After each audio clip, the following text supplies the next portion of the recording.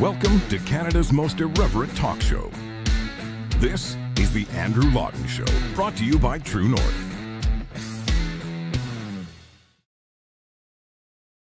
Oh, Charlie. Did you hear the big news? NDP stalwart Charlie Angus is getting out of politics. He was first elected in 2004. That's the same election in which Pierre Poilievre was elected. Things have gone a little bit differently for the two of them. One is now the leader of His Majesty's Loyal Opposition. The other is an angry backbencher who generally spends his days shouting at clouds. Charlie Angus has evidently had enough. He announced this morning he is getting out of politics. Charlie Angus will not be seeking re-election.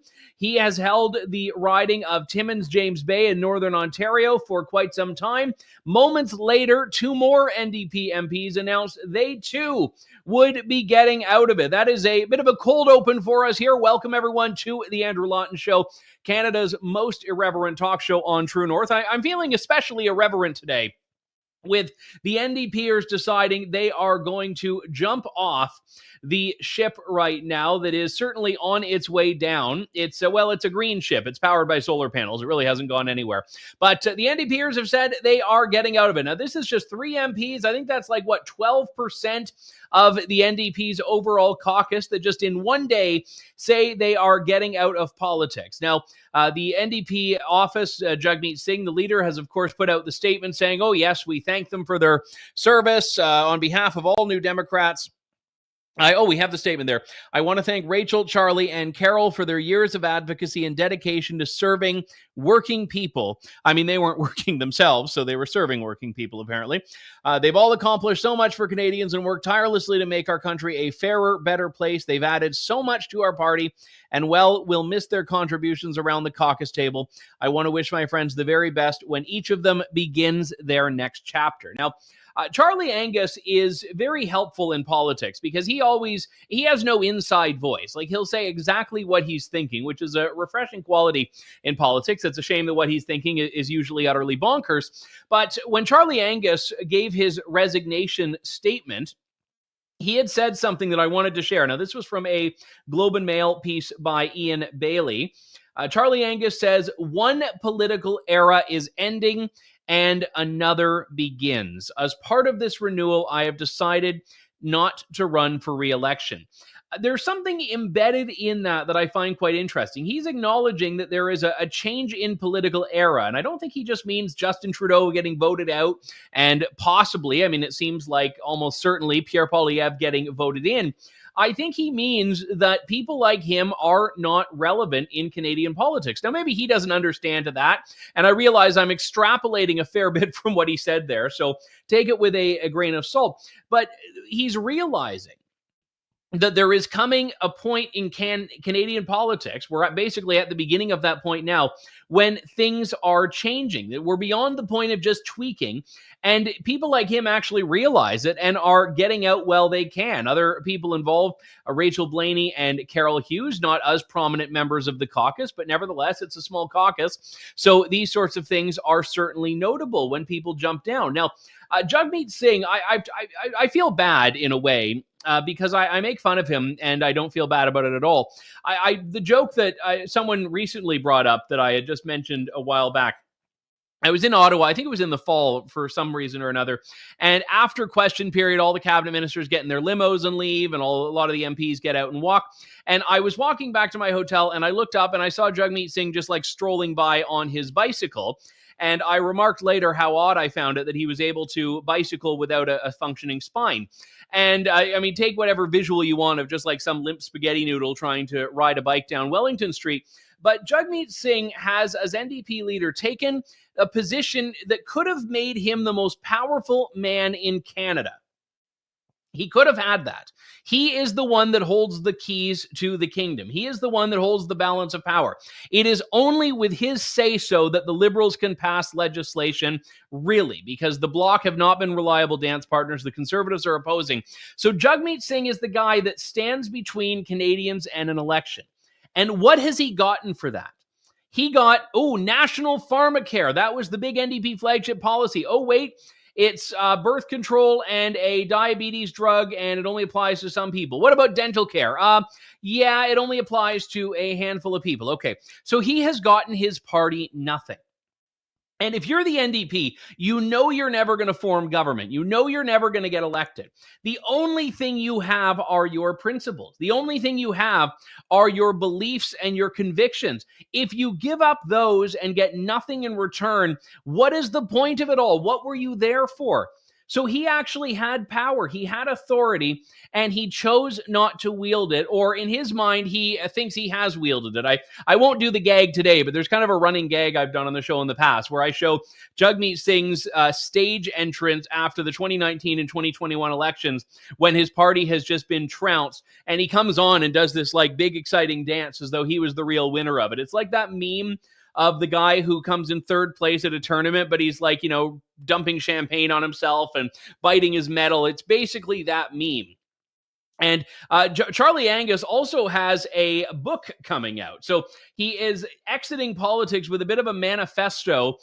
We have it here. It's called Dangerous Memory, Coming of Age in the Decade of Greed. And it's about how the looting of the North American working class was planned and carried out. So it's basically an anti-capitalist manifesto, which makes me wonder if a part of his reason for leaving is that he believes the NDP is no longer doing what it's supposed to do, which is being that ideological voice for working class people. That would be the pure reason, but there's another reason that I suspect may be factoring into this as well. Charlie Angus is the Member of Parliament for Timmins James Bay. This is a riding that is as New Democrat as it gets. This is a riding that has large Indigenous communities, that has not coal miners, but maybe it does have coal miners. I don't know, but it has, miners, unionized workers. It's NDP territory, Northern Ontario. You look at the latest projections in 338 Canada, Conservatives have a 56% likelihood of winning his seat, of winning that election. Timmins James Bay is most likely, not a guarantee, without Charlie Angus, I think it's almost certainly going to go Conservative. But Timmins James Bay is going Conservative in the next election, it looks like. This is a riding, since it was created in 1997, has never gone Conservative. The Liberals carried it during Chrétien's majority elections, 97 and 2000, but the NDP has had it ever since under Charlie Angus. If you look at the ridings that were redistricted to become Timmins James Bay, they were Liberals as well. So this is not a riding in which the Liberals have ever it's not a riding the Conservatives have ever been a contender in, but right now they are within spitting distance of actually getting there. And there are a lot of ridings like this where Liberal MPs are saying, I don't want to just spend my last 6 weeks in office getting pummeled and then losing an election. Liberals are going to be jumping. NDPers are in a very similar place. Yeah. Oh, okay. I guess we're doing. Sean got the footage. So this is Jagmeet Singh after winning the 2019 election.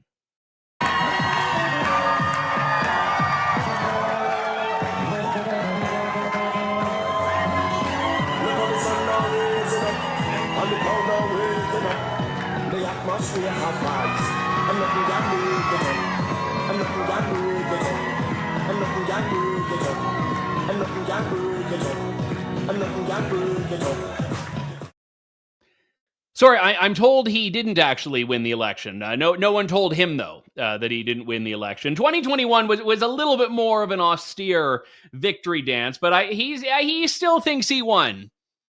Where? Yeah, I don't know. I don't see that. That's really cute. Okay, cool. Okay. I just noticed, like, his wife's basically like, okay, cool. Like, his wife's just had enough of it at that point as well. So that's, Jagmeet Singh. So he's going to, you watch, he's going to be like totally coming in on a trapeze, and he's going to be popping champagne corks in the next election. And he'll be so enthusiastic about it. You'll look and be like, wait, did he just, get reduced down to like, a small handful of seats and perhaps lose his own? Let me look up Burnaby North, because I actually am curious how his riding is going to. Is he Burnaby North or Burnaby South? Let's see. No, he's Burnaby South. Burnaby North is Liberal. So Burnaby South, yeah, that one's okay. That's shaping up to be pretty much a guaranteed for the NDP. But even so, I mean, the Conservatives are polling at 32% there on 338, which is only just 6 points behind the NDP's at 38%. So strange things could happen, although I'm not expecting them too much there. But all of this is to say that the NDP, it's easy to just pay no attention to them. It's easy to think they're irrelevant. It's easy to think yeah, okay, fair enough. But they could be. They could be relevant. They could actually wield a tremendous amount of influence if they had someone at the helm who was a legitimate political operator. Now, Charlie Angus, again, I think most of what he stands for is absolutely bonkers, but the guy was a legitimate member of that party. He's a much closer figure to the old Jack Layton NDP in terms of its conviction than to the Jagmeet Singh iteration. And Charlie Angus, I'd remind you, in 2017 actually sought the leadership of that party. But the party, after the last election, held a leadership review. They voted for Jagmeet Singh. They voted to keep him at the helm. So they ultimately have to be the ones to deal with the consequences of that. But what if you're a new Democrat in this country? You have to look at your party right now and say, what have you delivered for me? It's one thing if you're the NDP and you've got your 35 seats and it's a Liberal majority or a Conservative majority, and all you can do is really yell into the void. The expectations there are going to be pretty low. But when the Liberals have a minority and they need a party that's going to pass legislation for them, and the NDP agrees to be that party, if you're a new Democrat in this country, you have to look up and say, what on earth have I gotten out of this? And I'm sorry, but birth control and diabetes drugs are not national pharmacare. A limited extension of dental benefits is not national dental care. Now, I don't want national pharmacare for many reasons. I don't trust government to do it well or do it effectively. I don't want national dental care for the same reason. But here's the reality. The NDP hasn't even delivered on those things. They could have said to the government, you want our support, this is the cost, which is what they ostensibly did. But in the end, we have a supply and confidence agreement that has given the Liberal government a blank check, given the NDP nothing in return, and no wonder that the principled stalwarts of that party want nothing to do with it going forward in the future. And I would also say no wonder that NDP voters are just breaking ranks with the NDP. You're going to see a lot of pickup of traditional NDP support by the Conservatives this time around, because those lines are not as far from each other as people may think, especially if you look at inroads that the right has made with labor, with private sector. Public sector unionized workers are a different story, but with private sector unions, labor is definitely breaking NDP, and in a lot of cases, it depends on the area, going Conservative. Look, anyone who's unionized, who's in the construction sector, they realize that it's only the Conservatives that right now are campaigning on getting houses built, on getting construction. It's the Liberal and NDP base that has really lost that core reliance on labor that it's always been able to count on. So this is quite an interesting development. We will see how many more. There's going to be a point probably this summer when you're just going to see this deluge, this mass exodus of Liberals and New Democrats that are just not running again. And we will certainly have the opportunity to talk about that and cover that as it happens here. I want to shift gears to the inquiry underway. I spent a bit of time yesterday talking about Aaron O'Toole and his comments on why the Conservatives really lost the 2021 election, at least in his view. The backdrop for that comment was the public inquiry into foreign interference in Canadian elections, which is a real issue. It's a serious issue, and it's one that, whatever you think of Aaron O'Toole, did disproportionately harm Conservative fortunes in the 2021 election. It did not cost, most likely, the Conservatives the election overall, but there were a number of seats in which you can make a case that foreign interference may have played a key role in flipping those seats away from the Conservatives. I've seen some numbers that have said as much as 9 seats. This is what Aaron O'Toole said in the inquiry yesterday.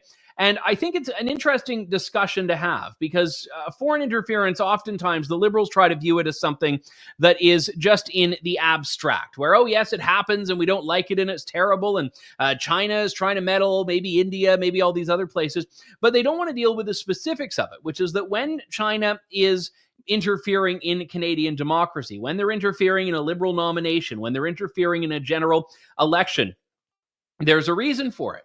It isn't just as a flex of the muscle because they can.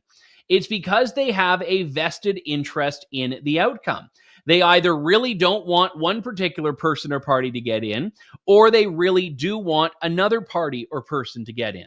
And in the case of China, it was the Liberal Party that was the beneficiary. It was the Chinese Communist Party that said, of all the options we have around the world of elections in which we think we could have a bit of influence, they wanted the Liberals. And more importantly, they did not want the Conservatives. And I'm sympathetic to people like Aaron O'Toole, who, to his credit, has always had a very clear and convicted position on China and understands the threat that China poses to democracy and to the Western world. And to people like Kenny Chiu, we've had him on the show. He is a former Conservative member of Parliament and was himself personally the target of interference. His advocacy for democracy, for liberty, his criticism of the Chinese regime did not evidently endear him to the Chinese regime. And I think this is where it's an issue that we need to have a big discussion on. Now, the Liberals have tried to downplay a lot of this. They've tried to put out reports that all of the media reporting from people such as Sam Cooper and the Globe and Mail are all, oh, it's not like that. And oh, this intelligence report is, yeah, you got to take it with a grain of salt. But much of what we've heard in testimony this week has actually vindicated Sam Cooper, and most notably in the case of Han Dong, who was a Liberal member of Parliament until these allegations came to light, and then he ultimately backed up and is now sitting as an independent, and he's wanted to rejoin the Liberal Party. But we've heard evidence that really vindicates that this guy had a very, very inappropriate relationship with the Chinese government while he was supposed to be serving Canada's interests. I want to discuss this with Kenny Chiu, former Conservative MP, and he is welcome back on the show at any time. Kenny, good to see you. Thanks very much for coming back on today. Good morning, good afternoon, Andrew. Can you hear me okay? Yes, I can. And thank you for being with us again. You were talking about this issue when no one else was, because you saw this firsthand in your riding. It's affected your political career and your life. Do you feel a little bit of vindication this week when we're really hearing a lot of support for what you were talking about years ago? It's a tough question, Andrew. But yes, there is a deep sense of vindication that I had when the Commissioner Council team presented me all the declassified reports and also information and analysis. All that has proven that, yes, in 2021, I wasn't hallucinating. I wasn't daydreaming or like Miss Jennifer O'Connell, the Liberal MP, said that I'm being Donald Trump. When you were being subjected to this, and I think the term that you used is that you were drowning in a Chinese election misinformation, did you think you were a part of a story that was unfolding nationally, or did you think this was just you that was being targeted based on what the reasons that the Chinese regime obviously wouldn't want someone like you in office? At the time, as a local candidate, your eyes is fixated to your riding. You don't even have time to consider, so-called the air wall. So what's being debated nationally, let alone internationally. At that time, even though I see telltale signs that this is far more organized than any local constituents can do, there is this sense deep down inside me that maybe I've been poking the Panda eyes for too long, and the Panda is now striking back. I know you were, like, the attacks on you were very personal. And I'll say foreign interference looks different to different situations. I mean, in some cases, it could be money that's put into a riding that's connected to a state. And in your case, it was a lot of it was misinformation that was being circulated about you. Someone could easily say, listen, I mean, there's misinformation in politics all the time. Politicians are called all sorts of names. What should have, in your view, been done to stop this? What could have been done to stop this?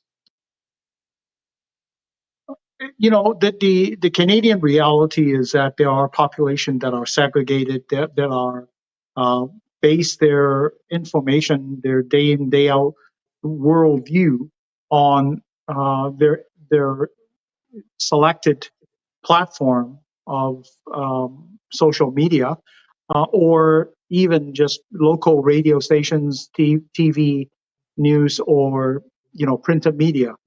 It's all in the language that is not common to a majority of the Canadian, and that created a vacuum of information. If imagine somebody could control, let's say the Vladimir Putin regime decided to control Canada's Russian population.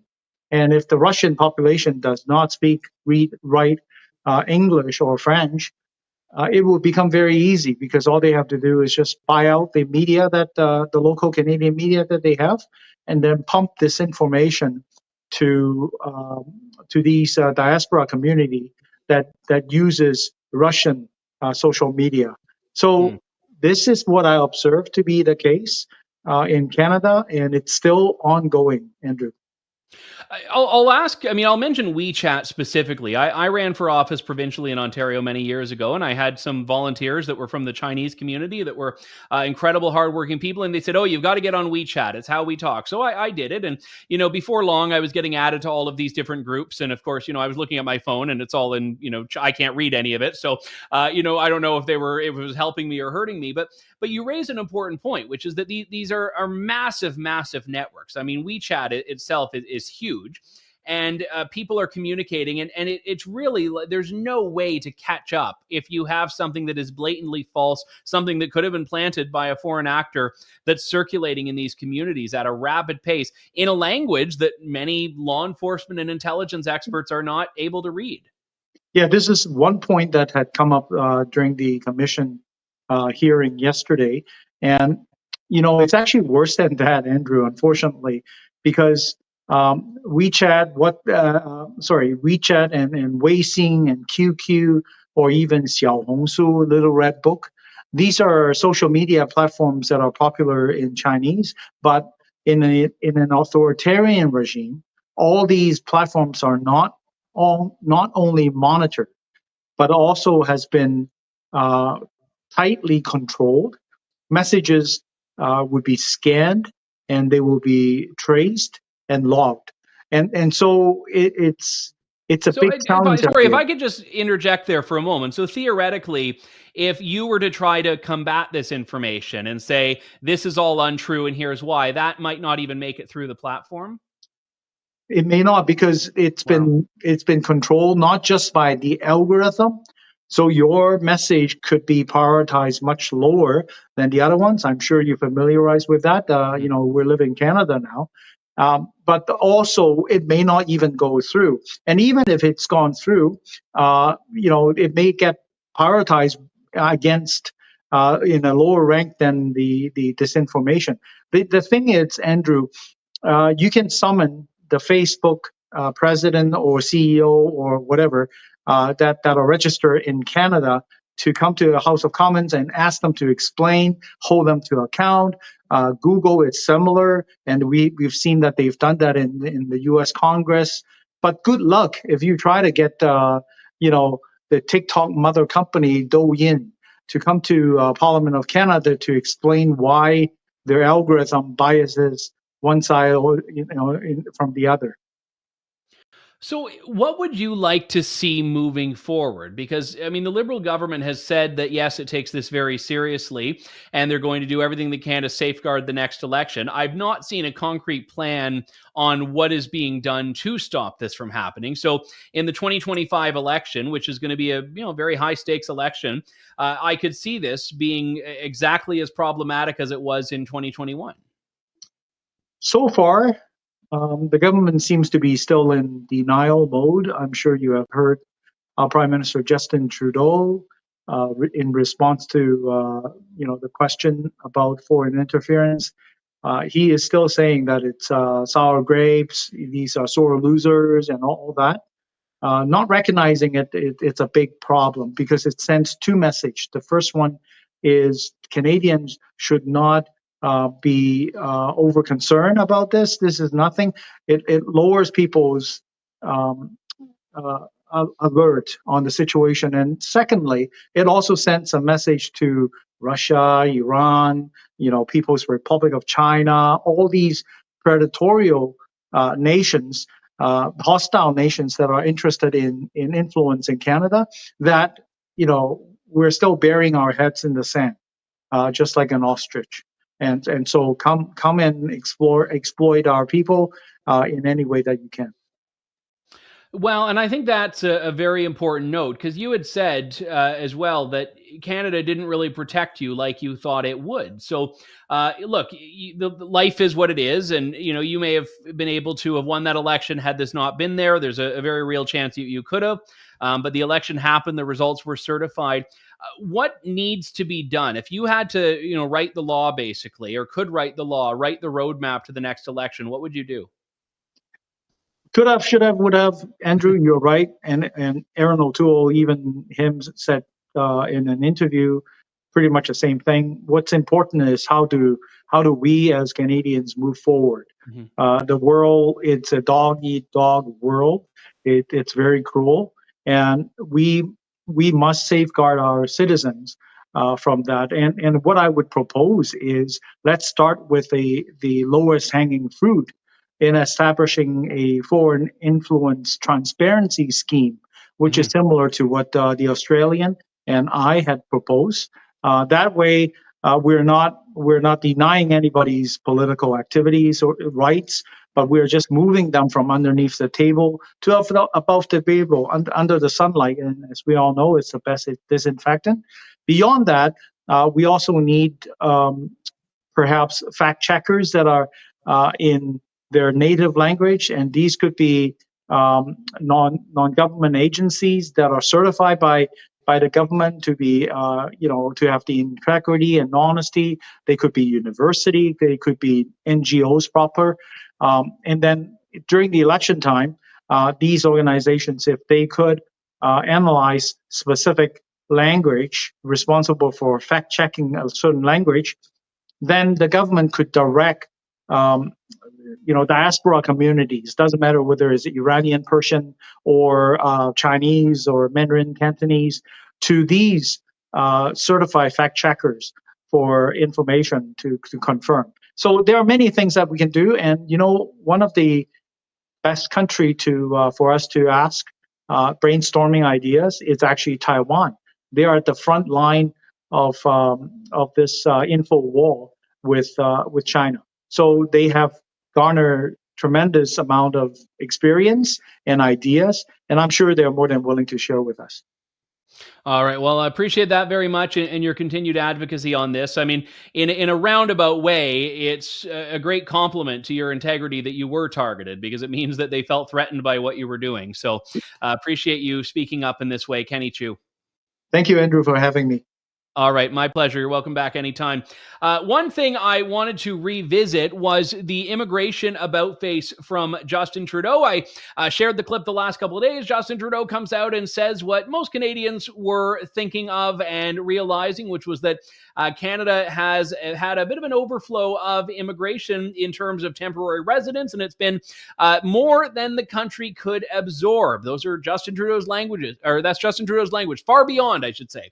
Far beyond what Canada could absorb. Now, this means it's exacerbated housing, employment, healthcare resources, and it's a little bit interesting, as I pointed out yesterday, that Justin Trudeau has made this claim when it is effectively admitting that over the last 9 years, his government has allowed this problem to take place. Now, this, I said, is basically a finger pointed directly at Sean Fraser, who up until a minute ago was the immigration minister. Now he's the housing minister. And I said, if I'm Sean Fraser, I'd be wondering, well, hang on, why are you throwing me under this bus? Well, a journalist did put to Sean Fraser effectively that question, which is, how do you feel with this admission? And oh boy, was this some I was going to say Twetzel pristing. I believe pretzel twisting is better. But to be honest, I actually kind of like Twetzel pristing. So here was some Twetzel pristing from Sean Fraser. Today, you heard the Prime Minister say that immigration to Canada has grown at a rate far beyond what Canada has been able to absorb. Much of that growth came while you were Immigration Minister. Do you regret not putting restrictions on international students or temporary foreign workers while you were in your previous role? First, and it's clear, Jillian, you have an understanding of this, but for the benefit of those who may be listening, it's important that we distinguish between permanent residency and temporary residency. Of course, as we increased the permanent immigration levels, that a lot of factors go into those considerations, including the capacity of communities to seek both the benefits of growing population and manage population growth in a sustained and planned way. And I'm very comfortable with the track that we're on as a federal government when it comes to permanent residency. When it comes to temporary residency, there's not a similar annual exercise where the federal government sets a particular level. Instead, historically, what has happened is employers, based on demand and the need to prove that they cannot find a Canadian to fill a particular role, will be able to recruit through the temporary foreign worker program workers to fill those roles. When it comes to international students, what we've seen in recent years was significant growth led by institutions who, again, are using a demand-driven program without regard to the need to house those students.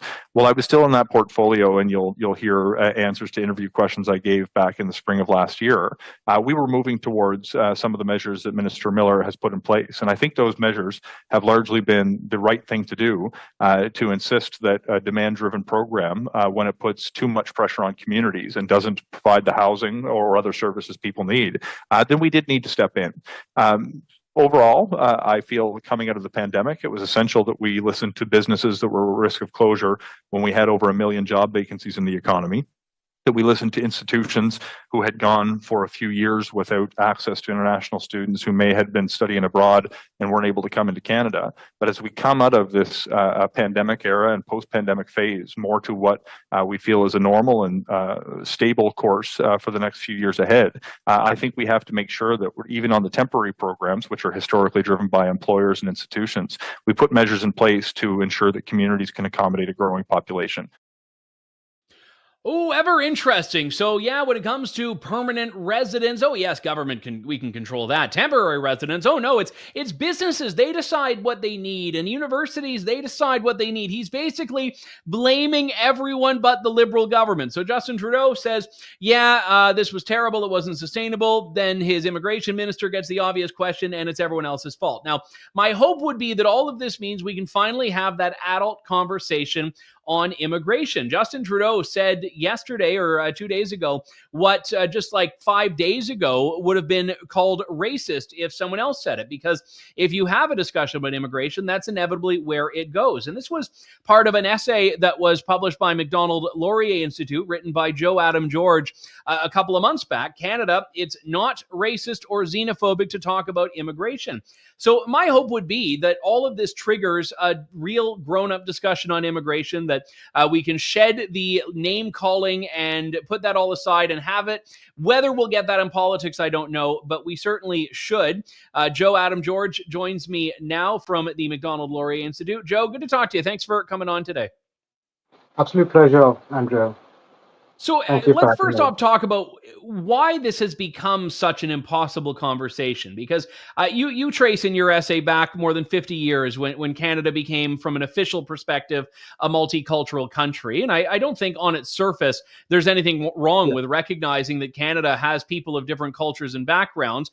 I think the application of this, though, certainly in modern political discourse, has led to some pretty untenable, like you say, I mean, just allegations of xenophobia when people want to say what are pretty reasonable things. Absolutely, Andrew. And I'd like to begin by saying that I'm glad that Prime Minister Trudeau proved me right when he said what he said. But I mean, we have been talking about this for a long time, haven't we? The Conservatives have been talking about this. The economists, people who are specialists on housing and other policy areas have been talking about the same thing. So I'm not at all surprised that he's now doing a flip-flop on the issue. But then this isn't the first time that the Liberals are doing it, and I suspect this is not going to be the last time as well. And also Oh, I think we've lost Joe there. We'll get Joe back in a moment. See, this is what happens in Justin Trudeau's Canada. You start making sense in an interview, and that those internet regulations, they cut you clean off. We'll get Joe Adam George back on in a moment. There we go. We've got Joe. Carry on, sir. Yes.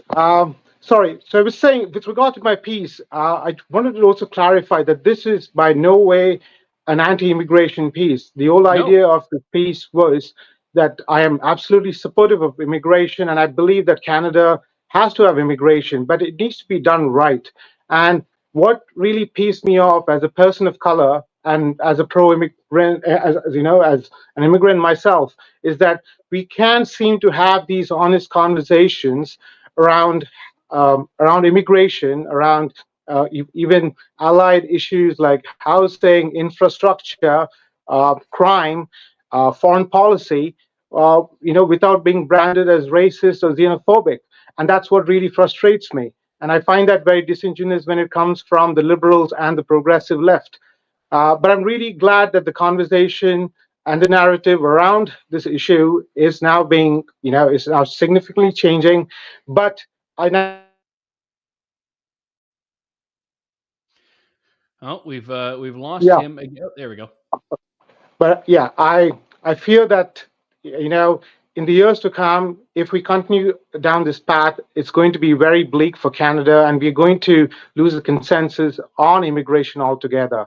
And I think it's time that we as Canadians address that. It's not exactly working out the way we desired. It's not just this, the economic factors in itself, but also, as I mentioned in my article, the social cohesion part of it as well. There is, as you can see, since October 7th, we haven't had the kind of social integration that we have desired. You've seen the protests play out on the street, the anti-Semitism on the rise. All this, is symptomatic of the failure of the policies of Trudeau, of Justin Trudeau. And I'd like to see, hopefully, if the next Conservative government comes to power, to try and rectify it. I mean, though I would imagine it's going to be a gargantuan challenge for them. One thing that you touch on in your piece, which I think is quite important, and it's what's missing from the immigration discussion in Canada, is the idea of integration. And even the Yeah. Conservatives are guilty of this. Well, they talk about it only in economic terms. They say, okay, well, do we have enough jobs, enough homes, and enough healthcare resources? Which is a fair question for a society if you're talking about population growth. But integration has been, I mean, going back to 2015 when the Conservatives were talking about Canadian values, and that was deemed as just horrendous and offensive and racist. But you've argued here, and you talked to Eric Kaufman, a professor who's been on this show a couple of times. That's just completely missing, but it's a very important part of the discussion. Absolutely. And I think Professor Kaufman has made some very interesting points. One thing I wanted to even highlight as well, as a matter of fact, like I alluded to before, that any kind of discussion around immigration is just branded as racist, xenophobic. Something even as simple as people choosing where to live in Canada. It isn't uncommon for people to choose which part of Toronto or Calgary or Vancouver they want to live in, because I mean, this is not just specific to whites alone. It's also very commonplace for ethnic minority groups to live in cities or communities where they have their fellow community members, so that they like to feel comfortable. We have seen that in Brampton or Mississauga, for example. But often it seems like when you talk about this, white people tend to be branded as racist and so on. But and I find that very disingenuous again, because you have ethnic minority groups doing it for the same reasons as well. And and you can't. I think it's very unfair to punish people for choosing where they want to live any more than you can punish people for choosing who they want to marry or date.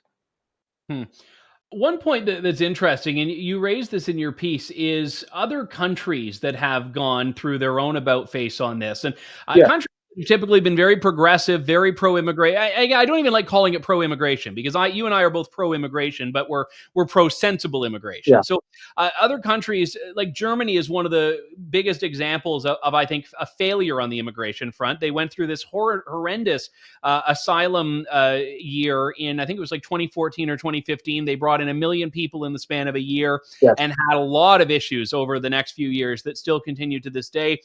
Germany had had legislation to allow for easier deportation of asylum seekers. Australia has reduced immigration. The UK, again, a country that's gone through its own reversal on this. So other countries are starting to come around on this, even when they've been averse. Does that give you hope for there to be in Canada a more sensible or common sense approach to this issue? Well, certainly not under the Liberal government. I'm not confident of that. I would imagine the Conservatives would be more proactive on the file, though I would suspect that the Liberals and the NDP would then go about, as you know, they've done in the past, would just label Conservatives as racist. So I'm not, but I would imagine they would go about doing the right thing to address the issue. But the problem, like I said, in the article as well, is because the issue of political correctness is so strong in Canada as compared to other, most of our Western peers. It's very hard to have a discussion around this. So, but if you see countries like you mentioned, Andrew, in Europe, you see the countries that have clamped down on immigration. These are not governments that are right-wing or governments. For example, if you see in Denmark or France or Germany, these are left or left of center governments. So, in fact, Denmark, the Denmark government is run by the equivalent of our NDP, the Social Democrats, and they have a zero refugee policy. Which, I mean, if you try to implement that in Canada, you would most certainly be branded as racist. So, which is why you can see that the consensus on immigration in Europe is certainly dwindling, and also, as you can see down south in our neighbors in the U.S. as well, immigration has become the most, its major hot button issue for the upcoming elections. So I suspect that it's going to be no different here in Canada when our next elections come. Joe, Adam, George, good to talk to you, sir. Great piece at the Macdonald-Laurier Institute. A bit of an evergreen one, but renewed relevance this week with the admissions from the Liberals. So I appreciate you coming on, sir. Thank you so much, Andrew. All right, thank you.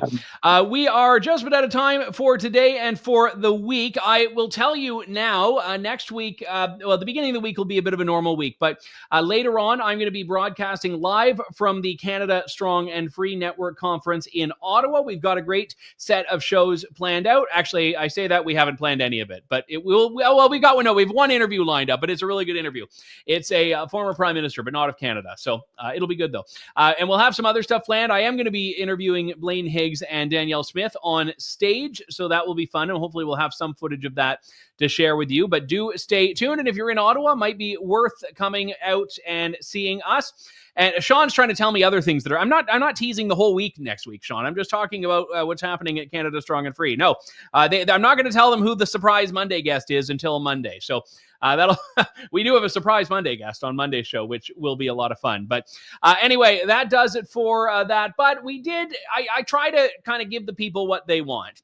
We had a super chat on YouTube, which is we're very grateful for.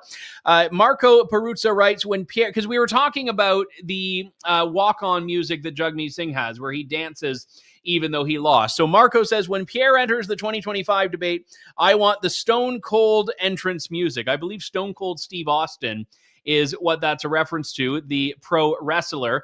And one of my colleagues was incredibly bored, so created this for you.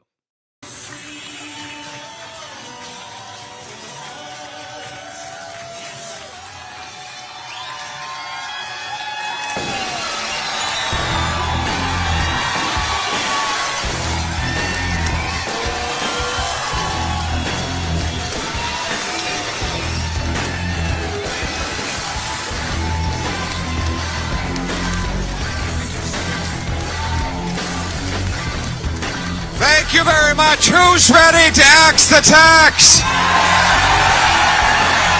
Who's ready to build the homes? Who's ready to fix the budget? And who's ready to stop the crime?